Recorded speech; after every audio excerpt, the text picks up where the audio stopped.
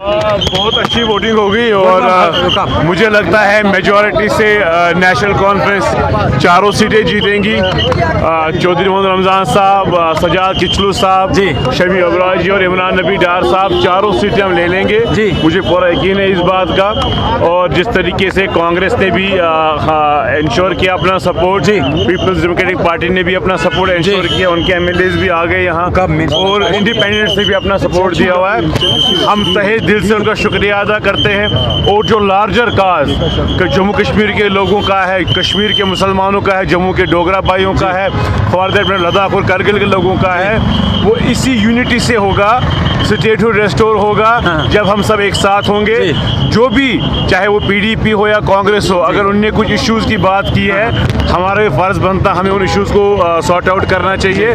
और इंशाल्लाह उमर साहब की क़यादत में, उनकी डायनेमिक लीडरशिप में हम इंश्योर करेंगे कि वादे पूरे हो जाएं। इंडिपेंडेंस से क्या एक्सपेक्टेशन है? जिस तरीके से चर्चा चल रही थी कि शायद हॉर्स ट्रेडिंग भी हो सकती है, तो इंडिपेंडेंस का वोट क्या लगता है? ऑलमोस्ट वोटिंग कंप्लीट होगी, ऑलमोस्ट ऑल वोटिंग कंप्लीट होगी। और जो हमें पता है कि हमने चारों सिटी जीती है, बट फाइनल रिजल्ट तो जब आता है तभी आता है। But as of now we have almost won all the 4 seats. 3 seats तो हमारी श्योर ही थी, चौथी सीट पे बड़ा टफ मुकाबला था। मगर जिस तरीके से जो पैटर्न हमने ऊपर देखा इंडिपेंडेंस का या बाकी पॉलिटिकल पार्टीज का जिन्हें सपोर्ट किया है, मुझे पूरा यकीन है हमने चारों स्टेट जीती है। वो तो एलओपी भी कह रहा है कि भाजपा जीतेगी। नहीं, वो तो आपको खुद भी पता है भाजपा कितना जीत सकती है। तो अपने 28 लोगों का मोरल बूस्ट करने के लिए और उनको इंटैक्ट रखने के लिए एलओपी साहब ने ये बात ज़रूर कही है। मगर एलओपी साहब पूरा हकीकत जानते हैं। बाकी अगर कोई गलत ख्याल में रहना चाहे तो हम उसमें कुछ कर नहीं सकते।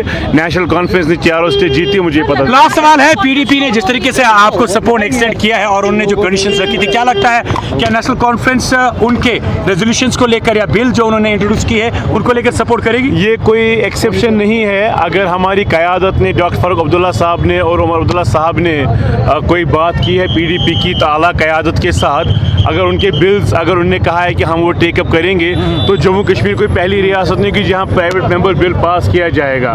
तो वो सारी बातें होंगी। पब्लिक वेलफेयर की बात है, चाहे वो लैंड ग्रांट्स है या बाकी डेलीवेजर्स का या जो भी है, जो भी महबूबा जी और डॉक्टर साहब के बीच बात हो गई है, we are committed soldiers of party, जितने भी एमएलएज हैं। और हमारे लिए जम्मू कश्मीर के लोगों का काज है, हमें इसके लिए फाइट करना है। और एट द सेम टाइम मैं अपने मीडिया के भाइयों को ज़रूर कहूँगा, इसी शिद्दत से, इसी स्ट्रेंथ से हमें स्टेटहुड के लेजिस्लेशन की बात करनी है, सो दैट हम पीएसए रिपील कर सके, सो दैट हम एफआईआर जो है विड्रॉ कर सके, सो दैट जो लॉ एनफोर्सिंग एजेंसीज के आए दिन मसले होते हैं आम कश्मीरियों के साथ, उन चीज़ों को फाइट कर सके। उसके लिए ये यूनिटी ज़रूरी है। और उस यूनिटी को बरकरार रखने के लिए ओनस नेशनल कॉन्फ्रेंस पर भी है, पीडीपी पर भी और कांग्रेस पर भी। इस असेंबली सेशन में एनसी स्टेटहुड को लेकर बात करेगी? यकीनन करेगी इंशाल्लाह। 177 ये